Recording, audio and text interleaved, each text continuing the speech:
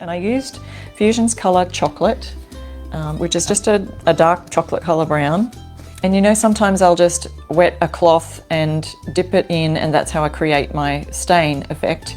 Well, this time I did it slightly differently, and I just got an ordinary paintbrush and I just got a little water. So here's the water, here's the paintbrush, and here's the chocolate paint.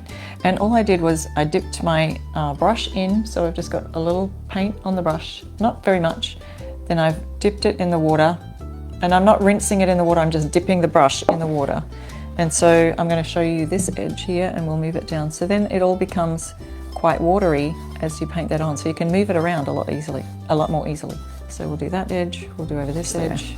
And then to do this inside bit, because I'm using a fairly small brush, not like my regular furniture painting brushes, I can get right into this edge. So I hold it up at an angle like this. So you see I've almost got it upright with the downward view of the camera there. Oop, I didn't probably get enough paint on my brush. So the brush has a bit of water on it and a little bit of paint. And I'm just going to put it, I don't want to put it too close to that white edge yet. So I'm just doing this top edge first, and then slowly moving the brush down and in, and then dragging it across the white border down at the base.